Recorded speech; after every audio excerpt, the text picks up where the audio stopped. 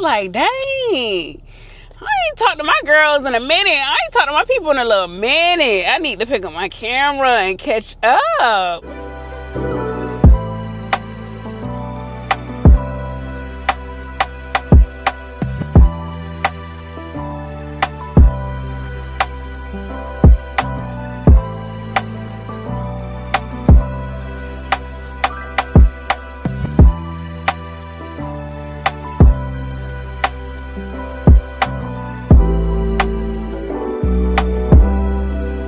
Hey y'all, I'm so happy to be talking to y'all. I ain't talked to y'all in a minute. Like, I ain't picked y'all up in a little minute, but I had so much stuff going on and had to make sure I had everything in order, and then I had done got busy with work had done started to consume me. And I finally heard something back from the board of South Carolina. So now I have my license in Georgia and South Carolina now. So I'm licensed now in 2 states. So yeah. So I have been like trying to, get everything back on track and stuff. But I'm happy to be talking to y'all. It's like talking to like a friend that I need to catch up with and yap with and talk to, because I haven't talked to y'all in so long. Well, it's only been like a couple of weeks, but still, I'm glad to be chopping it up with y'all. But yeah, so I wanted to do this video because I have been getting some questions on my journey to becoming a licensed clinical social worker. So that's what this video is going to be about. I'm going to be talking to you all a little bit about like the process, my journey, how was it in undergrad and grad school, and then just touch a little bit about like my clinical license requirements, because it differs from state to state. Of course, I'm in Georgia, so it's different from maybe Georgia to Texas or Georgia to Florida. So I'm not going to get too much in detail about the clinical license piece because the requirements are different from state to state. But I am going to talk to you all a little bit about my journey in undergrad and grad school. And I took some notes to kind of stay on course so I don't get thrown off. But first, I'm about to get ready to get me something to eat because it is a work day. It is the middle of the day, y'all. I need to eat. But I wanted to make sure I took time out to talk to y'all, whether I'm driving or not, or whether I got stuff going on or not, because I saw my camera sitting on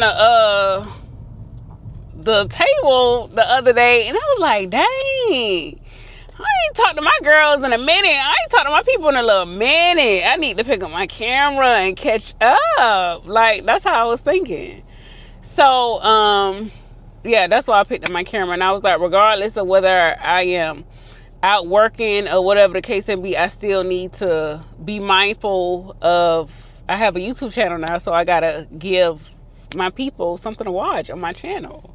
Oh, y'all, we are growing.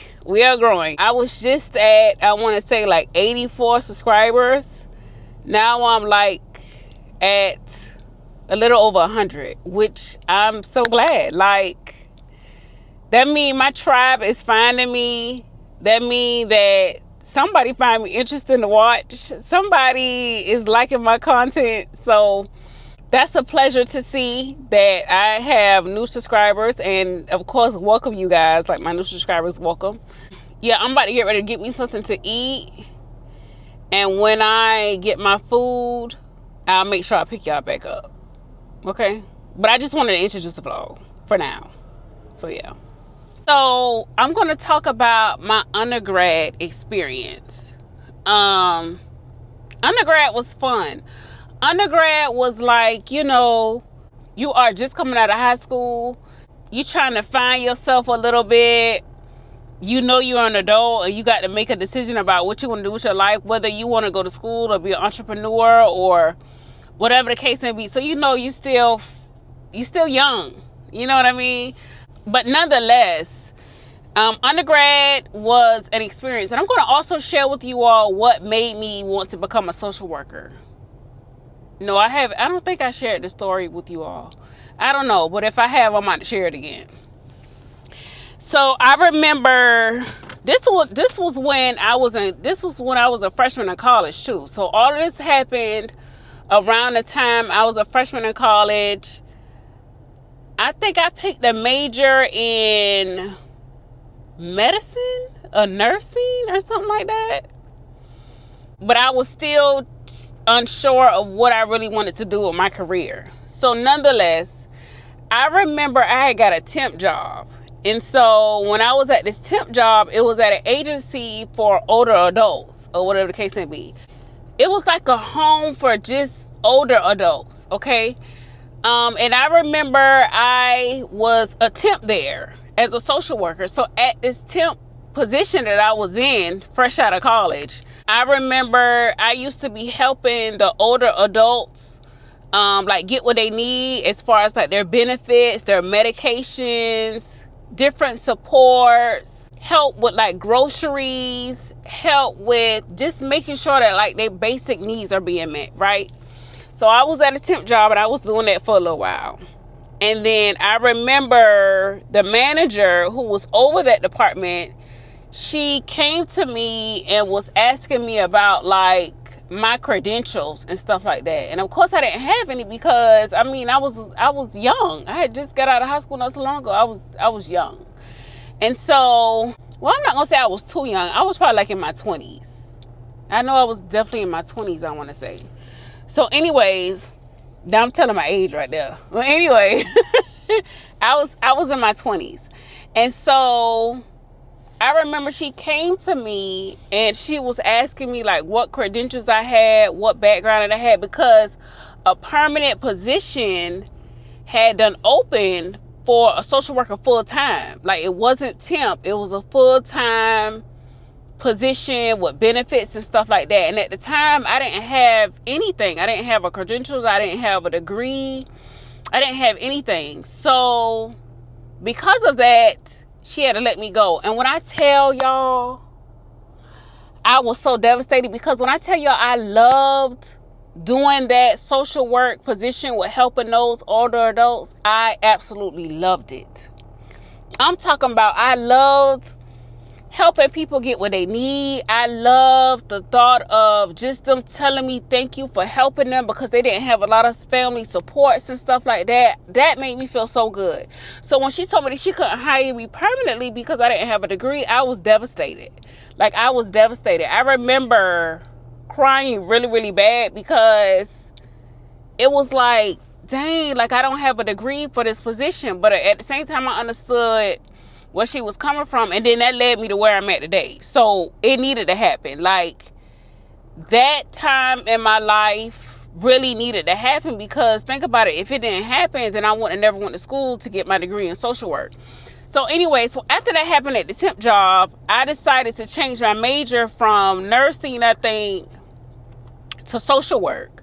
So that's how I ended up going to school for social work, because when she told me that I couldn't do it, I was like, okay, I need to go ahead and change my degree. Hold on, y'all. Hold on one second. Now I'm in school for social work. Doing undergrad, you're just taking your core classes.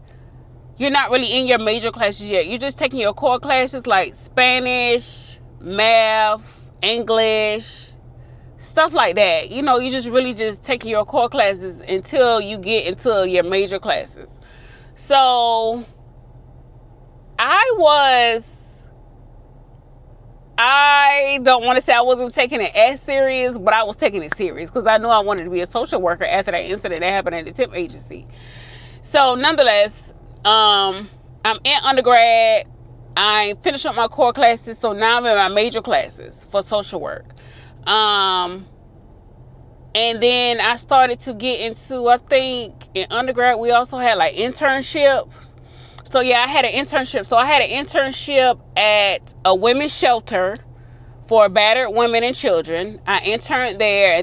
I'm doing my internships and stuff like that, and I'm just maneuvering through undergrad. I'm getting my papers done. Of course, you're going to have like a lot of papers. Like, I don't care whether it's undergrad or grad school. Like, social work it's going to be a lot of typing and a lot of papers. Matter of fact, I feel like when I was an undergrad, that's when I started drinking coffee, to be honest, because it was kind of like that saying go, like late nights, early mornings. That's literally what it was for me. Late night, early mornings. Like, I would go to bed sometimes at like, oh God, like I want to say like 1, 2 o'clock in the morning. I used to have to be up for like an 8 o'clock in the morning class. So I feel like undergrad with your BSW, it definitely sets the foundation and prepares you for grad school, because it's like you're getting all of the fundamentals that you need as far as social work, like the basic fundamentals of social work. And then by the time you get to grad school, that's when you dive a little bit deeper into your major of becoming a social worker, because you get like more experience, more hands-on. Oh, and then another thing I want to say is, when you're in college, undergrad or grad school, make sure you pay attention to your learning style. And when I say learning style, I mean like if you're a visual learner, or you got to be like right in front of a teacher. Some people can do classes on the internet. I was never one of those ones. I got to actually be like in a classroom with the teacher. I got to see what she putting on the board. I got to see what she doing. If I need help, or if I need answers to a question, I need the teacher to be right there to answer the question for me. So I am more of a hands-on learner. That visual, just internet learning, like it doesn't work for me. So that's one thing I would say, is pay attention to like your learning style. See what type of learner you are, because that's going to matter when it comes to your grades and you getting the work done the right way that they want you to get the work done. So yeah, pay attention to your learning style. I'm going to definitely say that. Make sure that you're balancing having fun and then also getting your work done, because you got to understand, like, it's a different type of freedom after you graduate high school. Like, it's more freedom. So, and you're around like all of these new people, you're meeting new friends and stuff like that. So make sure that you have balance in your life too, when it comes to like getting your work done and going out with your friends. I'm gonna throw that in there too. Like, just make sure you got balance across the board. Because if you don't, you will get sidetracked, and then you'll fall off, and then your grades start to slip, or you not going to class. Because it's not like they're making you come to college classes. You're actually getting up going on your own. So if it's something that you want to do, make sure you got balance in your life. I'm definitely going to say that about undergrad and grad school. Just don't overdo it. You know what you want to do. You know what you want to be in life. So sometimes you got to make the sacrifice. I know I had to sacrifice a lot. Like, I knew I wanted to get my BSW, get my MSW, and then get my license. So like, I had to sacrifice a good chunk of like my 20s and 30s. Like, I did, because it's like, if I didn't, then I wouldn't be where I'm at today. So yeah, just have balance in school. I want to say that. Okay. And then what else? So for grad school, I have here, of course, undergrad, like I said, undergrad is just like the foundation of school. And then grad school is where you really dive deep into like the major of social work. Now, I'm not going to cap y'all. I'm not about to cap. I cannot remember verbatim everything that I went through in grad school. The things that stick out the most to me is those 30-page papers. Making sure you know the different levels of social work, which is micro, meso, and macro, I think. Making sure you know the different levels of that, whether you want to work with individuals, the family members, communities. They have like admin social work, whether you want to do clinical social work. So make sure when you get into like grad school, you know what track you want to be on. So in grad school, you have admin track, you have clinical track. So admin social work is kind of like what it sounds like, administrative social work. That's when you get into like policies, the laws, community, stuff like that. As far as like Clinical track is where you're dealing with like what I do now, like diagnosing, medical, mental health. It's more so of like therapy, helping people through their trauma, processing different information and guiding people through life and stuff like that. So make sure you pay attention to like what track you want to do, whether you want to do admin track and clinical track. I mean, I know that's what it was for us. I don't know how other colleges do, but I know for us in the state of Georgia, we had to pick a track, admin or clinical track. So yeah, make sure you know what track you want to do when you go to grad school. And I'm sorry if I'm not being as like detailed as you all want me to be. It's been, let me see, I graduated with my bachelor's in 2013. I graduated with my master's in 2015. So that was 10 years ago. So you gotta excuse me if I don't go into exact details about undergrad or grad school, because that stuff is vague to me. Like, I don't remember, and I'm not trying to remember. Like, no, because for real, like, I don't want to remember what I went through in undergrad or grad school, because I'm not going to say it was just like traumatizing or a lot. It was just like, I'm just glad to be done with it. Like, I'm just one of the ones that's like, okay, I passed. That's it. What's next? Like, I feel the same way now that I have my license. It's kind of like, okay, I took that test. I passed. That's under the rug. What's next? What I'm about to do next? Like, that's how I am. So you got to excuse me if I am not being as educational or as informative as you want me to be when it comes to talking about my experience with undergrad and grad school. Now, I can talk a little bit about my experience with getting this license.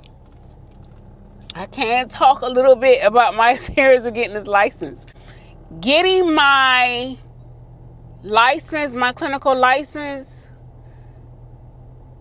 is like a major milestone for me, because it's like, it's no more levels after you get your license. Like, what you gonna do after that? Like, in social work, it's either you get your master's and then your license, or you get your master's and you go back for your doctorate. Me, I didn't want my doctorate. I knew I wanted my license, because I feel like, just my opinion, I didn't want to educate or be a teacher, so it was no need for me to get my doctorate. I knew I wanted to get my license because I can do more with my license. My range is more broader when it comes to my career in social work with my license. That's why I got my license and not my doctorate. I just didn't see, for me, the reason for getting my doctorate. Like, I don't want to be a teacher. I don't want to be a professor. So that was a role I just did not take. I knew I wanted to get my license. But, yeah, my clinical license was an experience, you guys.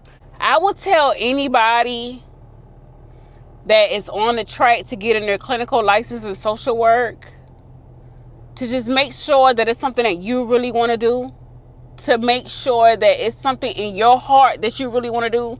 Don't just get it just to get it. Don't just say you want to get it because you see everybody else with it. No, get it because you really want it and you want to use it for whatever sole purpose that is for you. You know what I mean? Like, yeah, like, people like to have letters and stuff behind their names, but it's like, if you're not really into it, if your heart and soul is not really into it, you're getting it just because. You're not even going to make a difference with the license. So it's kind of like, get it because you want to get it for yourself and you have a purpose behind getting it.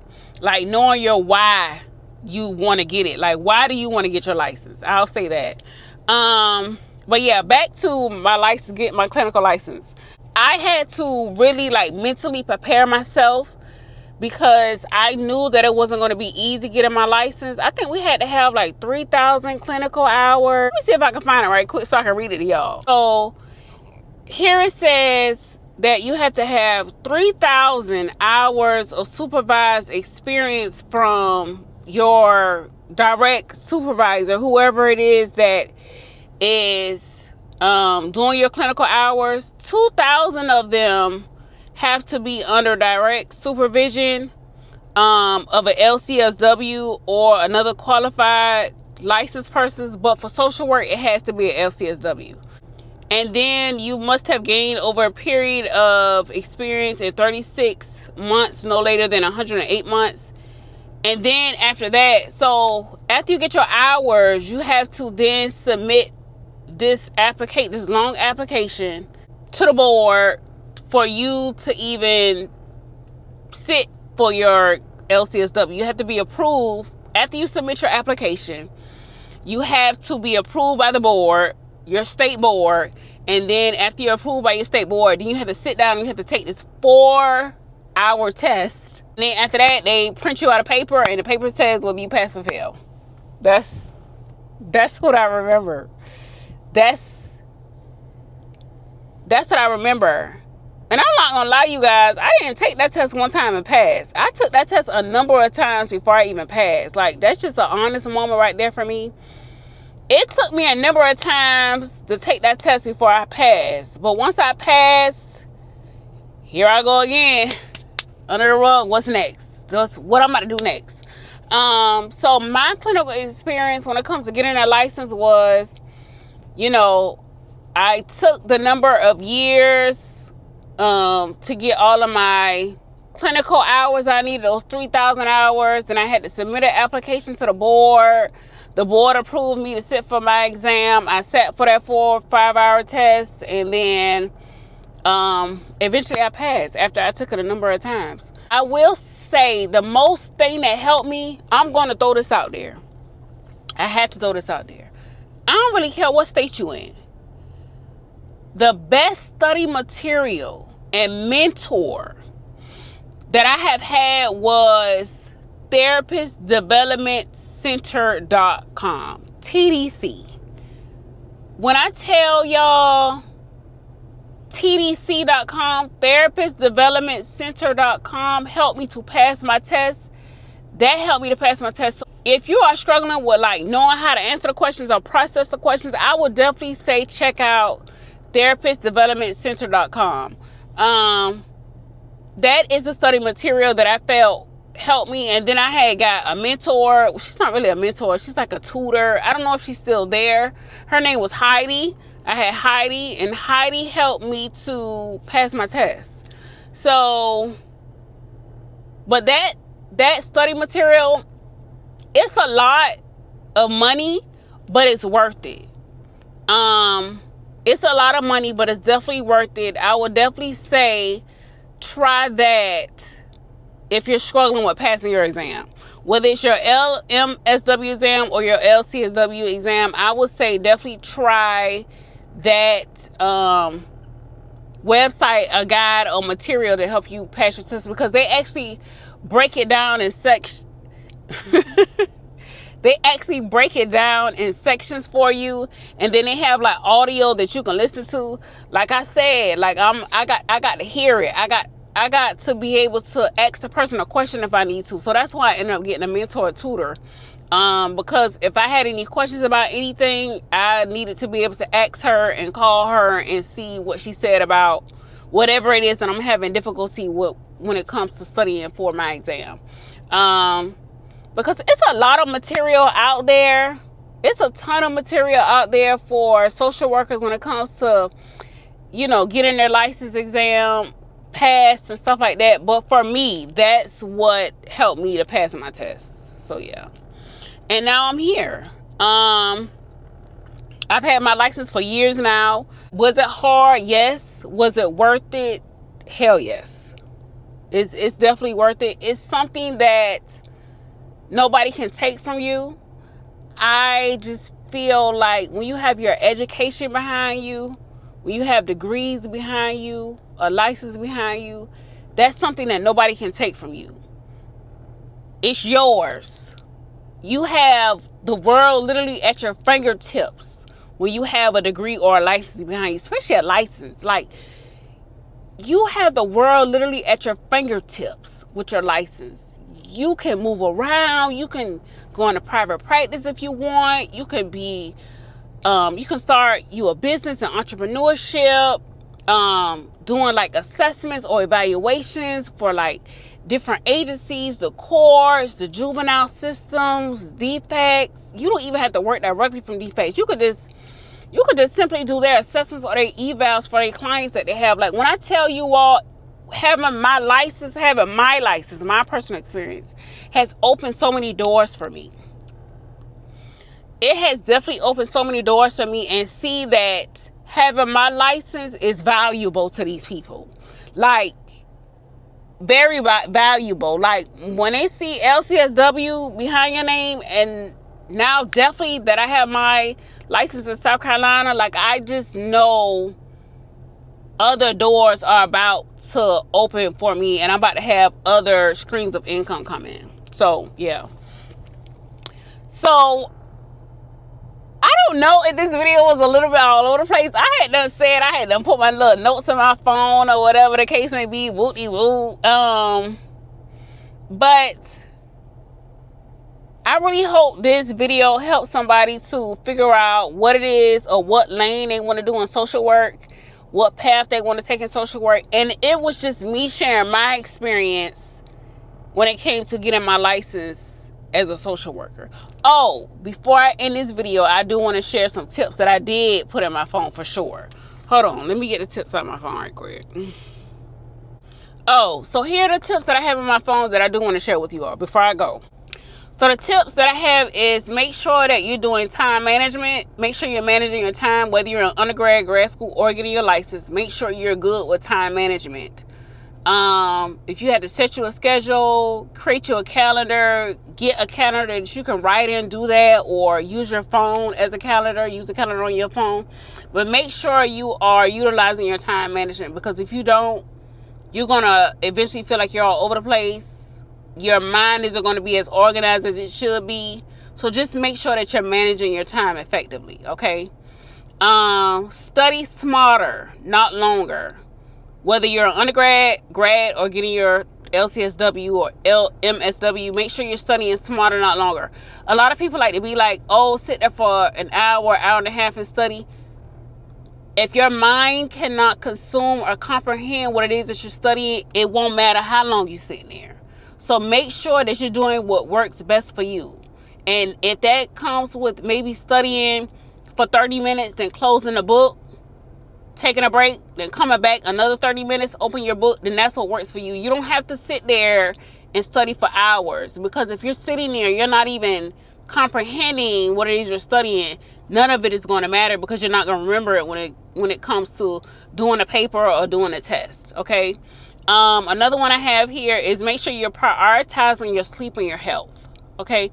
Make sure you're getting 7 to 8 hours of sleep a night when you're in school or studying for your exam. Make sure you're getting a proper amount of rest and you're taking care of your health, okay? That's top tier, because health is wealth. So make sure you're getting sleep and taking care of your health in your body, okay? I've already said this one. Know your learning style. Like I said, me personally, I got to be in a classroom to see what the teacher is talking about and ask her questions if I need to, okay? And the last one that I have here is build you a good support network and do not chase perfection, okay? We're not perfect. We're not robots. We're not going to always get it right. Study, do your best, leave the rest to God. Study, do your best, leave the rest to God.